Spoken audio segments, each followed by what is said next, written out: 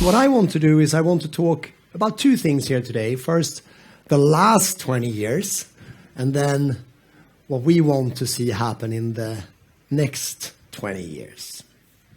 And if we look a bit further back than 20 years, I mean, we had the 60s with civil rights movement, rock and roll music, and on the technology side, we had the building up of gigantic amount of nuclear arms and space exploration, which was really kind of waging war outside of the planet.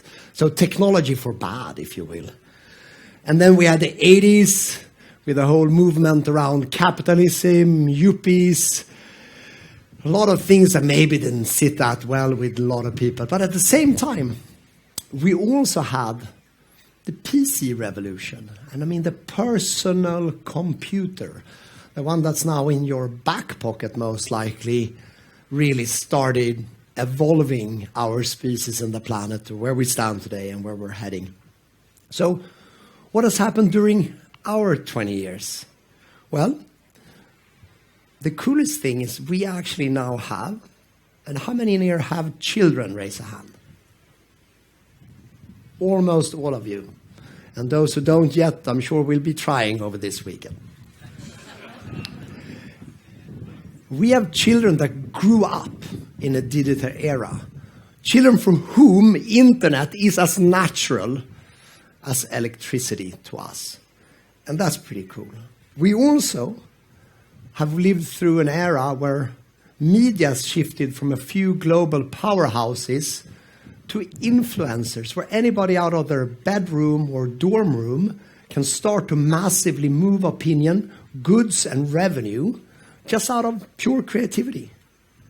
We now live in a world where almost anything can be ordered to your home, most of it delivered within 24 hours or less. An unthinkable idea. It's redesigning the city landscape across the world. We also have seen music created by technology, EDM, huge trend here in Spain, Ibiza. We are now having the ability to drive around with electric vehicles. These were ideas that only a few years ago seemed unfathomable. But by far the biggest idea of all is the smartphone. It's not just a technology, it's an augmentation of us. As it's with us at all time, and it's always on, it is us. You are part of your smartphone. Nobody knows how much you is you and how much you is Apple. Your data is not your data. It's Google's data. How many in here use one of Facebook's 3 services? Okay, let me turn the question around. Is there anybody in here who have not used WhatsApp, Instagram, or Facebook in the last month? Okay. I'm very sad for you. You have been reprogrammed by old media trying to convince you that a good thing is a bad thing, but it's a good thing. But we also have a lot of other things that are happened in our society due to technology. We have problems with alienation, which is probably why you're trying to turn off your services. We have people feeling more lonely than ever before, on one hand. On the other hand, we have people being more connected across the globe in real time, also than anywhere before. So there's some real good and bads happening at the same time. We have the growing populism across all of the Western world, Europe, US. 10, 15, 20% of the population of almost every country in the Western world think we're on the wrong path. At the same time, we have social consciousness growing super fast, ability for people to voice their opinion and get heard really fast. And if that opinion is shared by many others, within minutes, days, hours, it's suddenly a global message. It's incredibly powerful. It creates movements, all sorts of movements around climate. We have the hashtag #MeToo movement that is bringing up a horrible part of our society, a problem that we have had for decades, and is solving it, but solving it in a new way. I mean, people do not go to court. They're executed online. It's good and it's scary at the same time. We have matchmaking, we have Tinder, we have Match.com, we have Grindr. I mean, any interest you have, you can now find it and solve it digitally. Is this increasing the efficiency of love, or are we killing romance? I don't know. We didn't find each other that way. And it still worked out. And so it's no doubt that there is a big debate going on, because I think we all feel, and everybody feels, not just people who are interested in technology, that the pace of change is daunting. And with that, I still want to say that I think without doubt, without a second of doubt, there is more positive than negative. I think one of the companies that have created most positive impact globally is Facebook. I have a 91-year-old grandmother who is terminally ill in cancer. And she every day sends several messages on Facebook to her children and grandchildren who, as in this era, are spread around globally. And if Facebook didn't exist, she would die alone in a hospital in Jönköping in the south of Sweden. And that's very important to not forget when we are worried about the negative sides of social networking. I'm a huge fan of Google search. I think it's amazing that we can search for almost anything in real time. I also, like you, think it's frustrating that the first 12 search results are paid for, but it's actually not that hard to go to the second screen and get neutral data. So let's stop whining about it. I love Google Maps. So you can search for everything in the physical world for free. I mean, this is super cool. We have to respect how cool this is and how transforming this is. No more will we have husbands and wives bickering in cars about whether to turn left and right. Right? This is an amazing improvement of life to not have to do that. And then we have all these specialist apps, Calm for meditation, Duolingo for language learning, Spotify for music. I mean, maybe they are not transformal, but they're really great. And ultimately, my favorite of all favorites, Wikipedia. I mean, imagine the idea 30 years ago that you could create an untainted by politics, untainted by governments, neutral collection of true knowledge, peer-reviewed, in real time. I mean, when I grew up, and I grew up with academic parents, so my parents subscribed to the Swedish Natural Encyclopedia. They delivered one very expensive book per year, so if you were brought up in the middle class, you were lucky by the age of 16 to have 16 books at home, by which time they were, of course, all completely outdated, also heavily slanted to the favor of Sweden, and also absolutely unfair from a class perspective. This we have solved with internet, and we should be very, very proud of that. Then we have Tesla and Elon Musk. So a crazy man in many ways, a maverick. And he's forging ahead with the idea of an electric car, probably well knowing that in the end, all the real car manufacturers will copy him and design the cars better. So he won't make any money out of it, but he will truly have changed the world. And that is cool. We also have youth activism. I mean, this is an idea that also was very hard to imagine 20 years ago. I mean, who here have heard about Greta Thunberg? Pretty much everybody, I would guess. Maybe not the guy on... What's your name?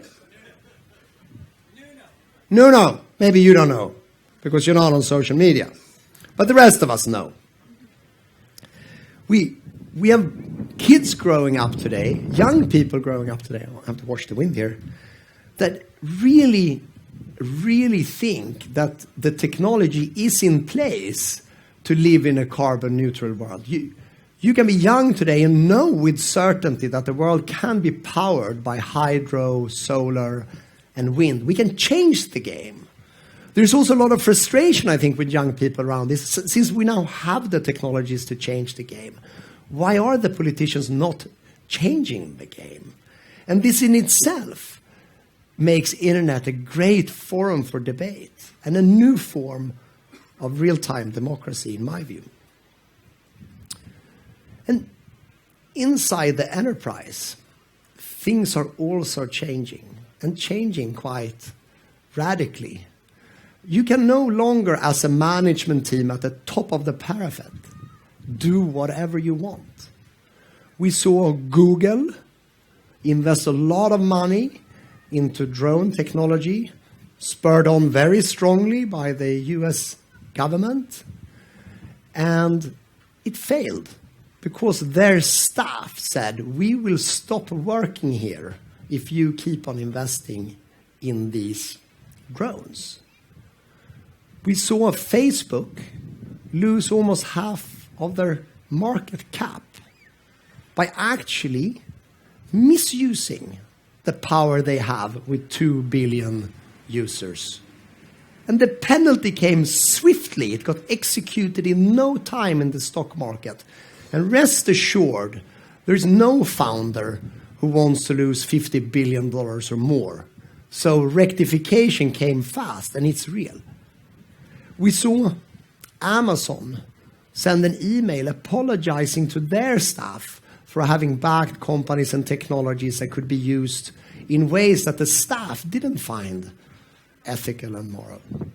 So we are also seeing a new democracy inside technology companies where you cannot just sit in your golf clubhouse and do business with other fat, bald businessmen. That world is dead. So, what did I think 20 years ago? Well, I have written evidence of what I think because it's easy to, back adjust to make yourself look smart. And I wrote a precursor business plan in 1996 that was called not Bullhound, not GP Bullhound, but Bulldog Hedge Fund. So I was kind of on the right track, but not really there on the brown side. And I wrote the following. Software will permeate everything and every industry. The world will become massively more efficient, and as a consequence, huge global wealth will be created. However, as software and machines replace repeat behavior, and remember repeat behavior now, most of the reward will go to those who are educated, creative, and innovative. As a consequence, the world will become polarized.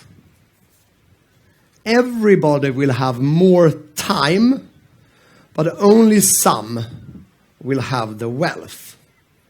Therefore, in addition to software, there will be a huge opportunity in entertainment, as that will help while away the time for the 80% that no longer need to do repeat tasks, are still paid, and don't have the wealth. So in summary, I believed in software for enterprise and entertainment for the masses.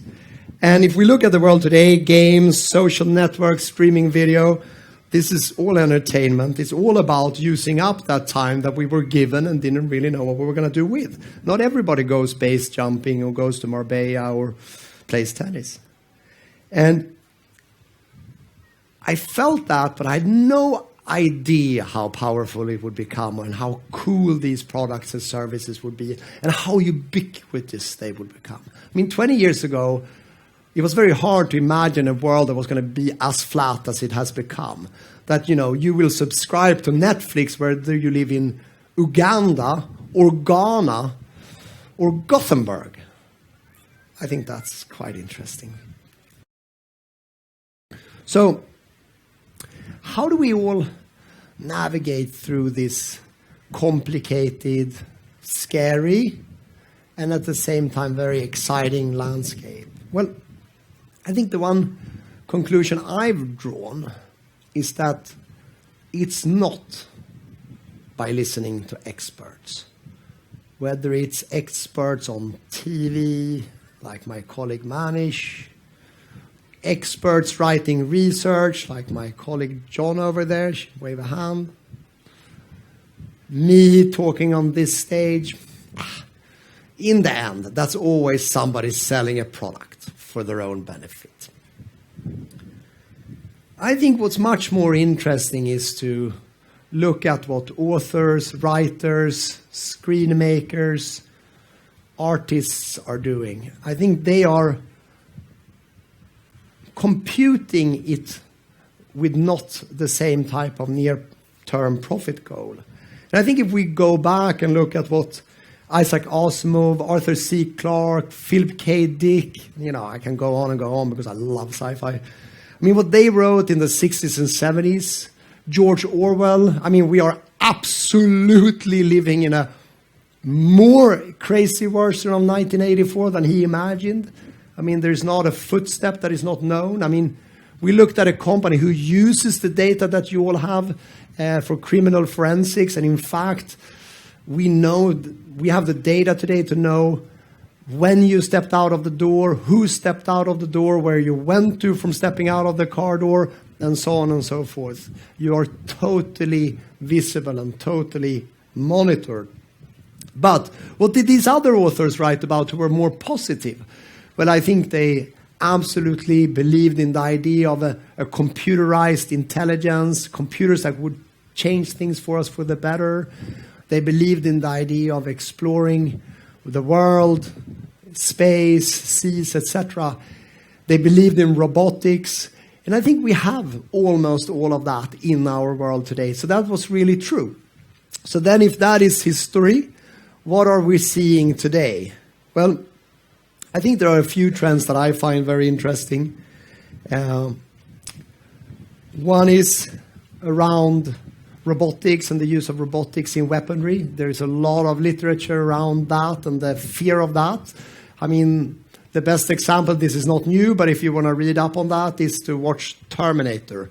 Because if you watch the products in Terminator and you watch the video clips from Boston Dynamics, you will see that they are near identical. I don't know who begot who, but it's scary.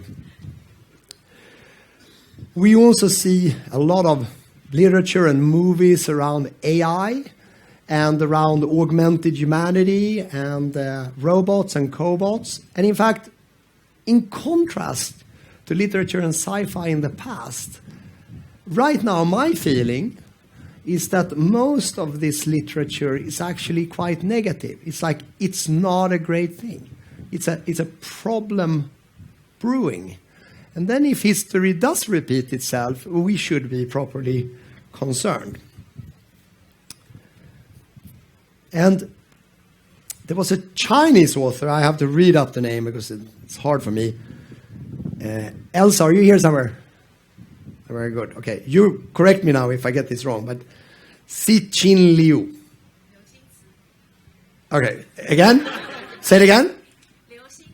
Liu Jinsen. Mm-hmm. He wrote a book called Three-Body Problem.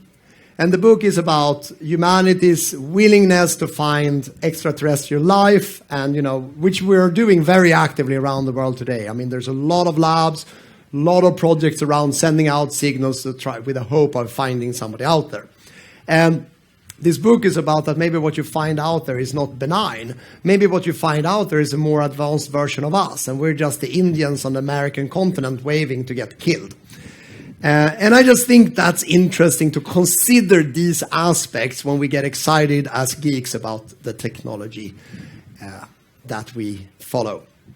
So, in the end, I think it's not about predicting the future, because I just disparaged my own and my colleagues' ability to do that. I think it's about making a decision, deciding which future we want, and then playing to make that happen, playing to win that win. And Henrik gave me a quote. He gave me the quote in Swedish. I'll try to paraphrase as best as I can. But we had a guy called Ernst Wigforss, who was the Swedish finance minister between 1925 and 1945, so a long time ago. And he wrote the following, more or less.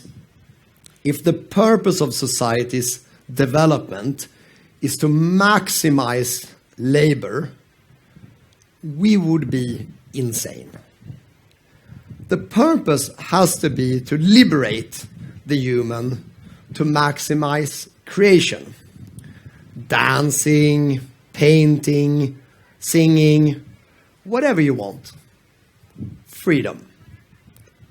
And I think, to me, that's really inspiring, because I think this is exactly what technology helps us do. It helps us get our time back, helps us get more time to be creative, takes out the repetition of life, and I'll talk more about that. So, inside our business, we don't all think the same.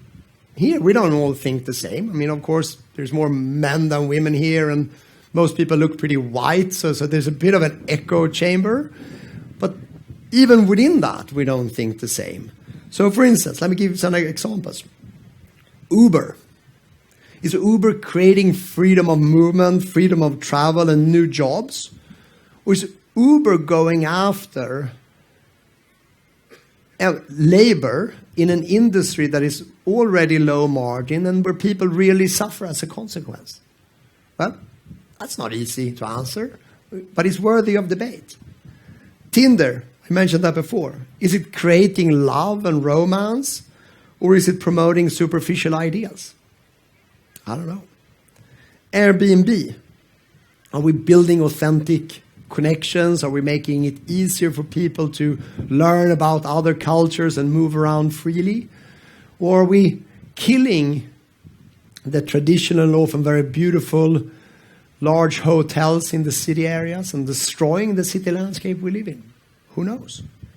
The only thing I know is that we need to ask ourselves these questions. We need to care about these questions. We need to debate it internally. And in the end, I think the devil is in the detail. What I mean by that is that it's not about being for or against artificial intelligence. It's not about, despite what you think, being for or against social networking. Or it's not about telling your children that the mobile phone is a bad thing. I think it's much lower than that. We know for certainty that we will have artificial intelligence. We will have genomics. We will continue to have the internet, smartphones, faster and faster software, Metcalfe's law, Moore's law. These are unstoppable forces. What we need to do instead is to vote with our feet. I think on a massive scale, I mean maybe 2 factor of 10 scale, that the thousands and thousands of small decisions that we all do every year in our choice of consumption as consumers, in our choice of technologies in our enterprise, in our choice of words at a stage or in a meeting room, will impact the world more than when you go vote on Thursday in the EU election or in your own country whenever that happens. The real power is no longer in government. The real power is in technology. And we can control that, not one by one, but we can control that collectively. We know the beauty of the industry we live in is if a service is not liked, it will not be used, and then it will disappear. If a service is brilliant and good, then we should use it, and then it will grow bigger and gooder. Better, I guess you say. So, think about this. Think about all these small decisions. I mean, make up your opinion about Uber before you take an Uber. Make up your opinion about social networking before you post a photo from Marbella on Instagram. You cannot decouple these things. They are the same. I mean, if you follow the trade war that is escalating between China and US, and you're reading all these articles written by people largely have no clue at all about whether there is spyware in Huawei's servers or not, take a stand, take a view. I mean, in the worst case, make a guess. choose then to buy a Huawei phone or not buy a Huawei phone. That is going to impact the future, I think, in a very real way. So this leaves me with the last section I wanted to talk about. And I was asked to talk about what I see as the main trends for the next 20 years. I mean, we're now talking about kind of the trillion-dollar trends, not like an app. And I think the first trend I want to talk about, which a lot of people talk about, is artificial intelligence. I think we need to recognize and we need to understand it's here and it's real. But it's here and real in the sense that it will solve very complicated problems, particularly problems that are related to very large amounts of data, like patterns, graphics, pictures, and so forth. This is brilliant because that type of technology is very, very useful in the medical field for drug discovery, health, genomics, which will impact all of society, not just the rich, but all of the society in a better way. It will also fundamentally change the workplace. And I don't mean so much our workplace. I mean the workplace in a factory, the workplace in a mine. This is about taking risk out of the system. It's about creating efficiency that takes out redundancy. And nothing is worse than as a human being having to do redundant or meaningless work. Almost all studies show that this is what makes people most unhappy. And that may be hard for this particular group to fathom because we're all very lucky, I believe, on that score. But at the same time, all of this evolution, all this software, all this compute power can also equally well be used for bad stuff. I mean, it will also make weaponry systems much more efficient. It will make monitoring of humans much more efficient. It will improve criminality a whole lot. So this is not a good or a bad. It's a change. And we have to make sure that we push the side of that change, the inevitable change, in the direction that we feel good about. But both sides will come.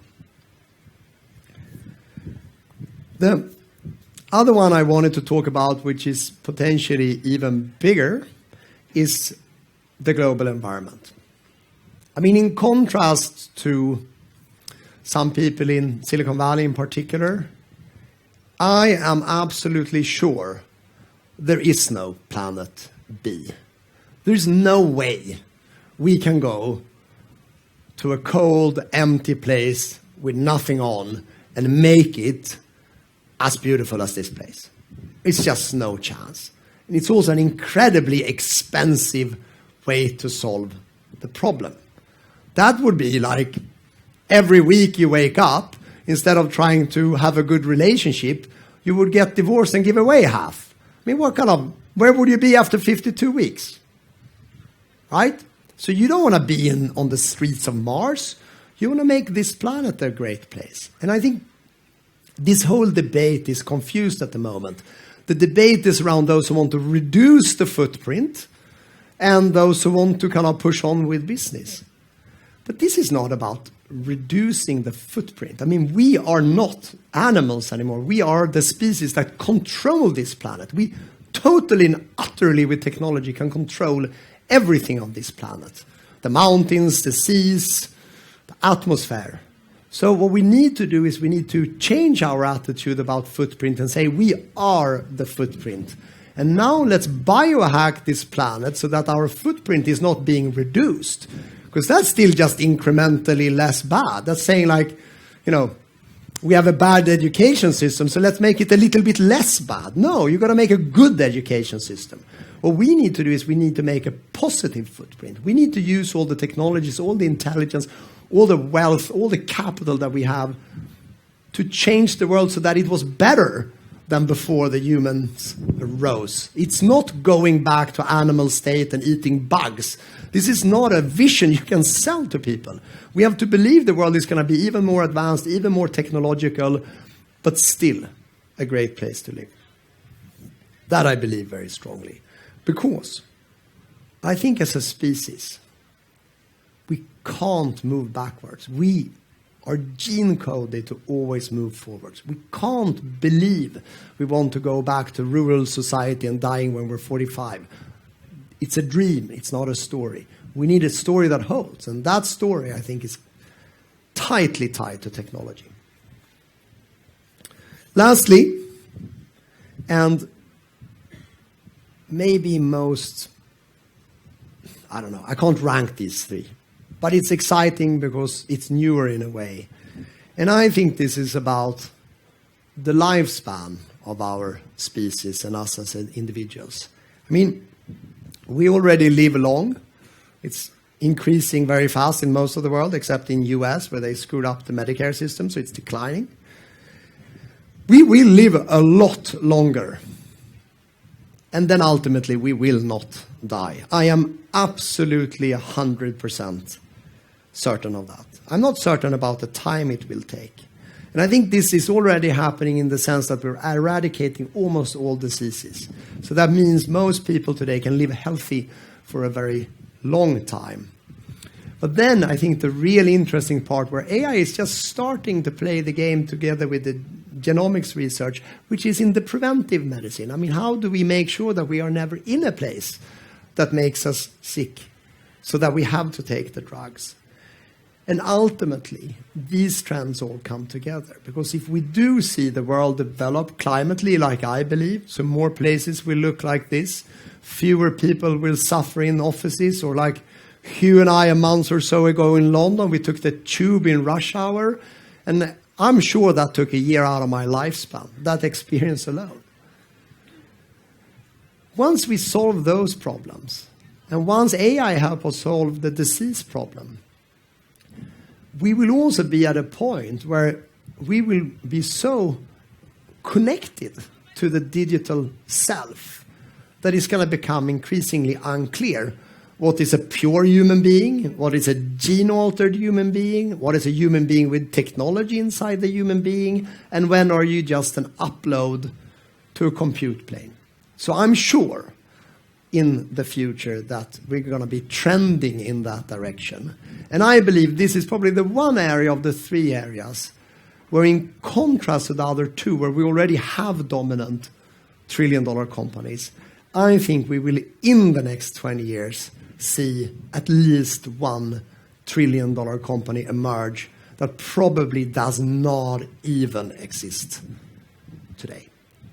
Well, this is kind of all I had, but I wanted to leave you with a greater man than me.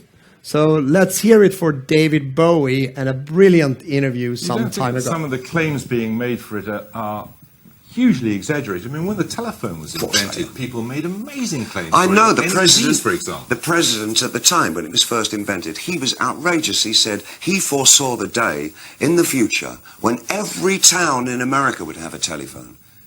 Now how dare he claim like that? Absolute bullshit.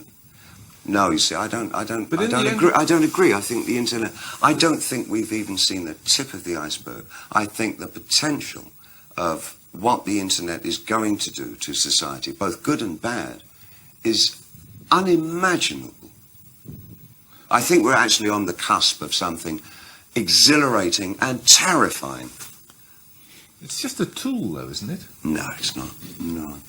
No, it's an alien life form. What do you think, I mean, when you think then about the Is future... there life on Mars? Yes, it's just landed here. That's all from me.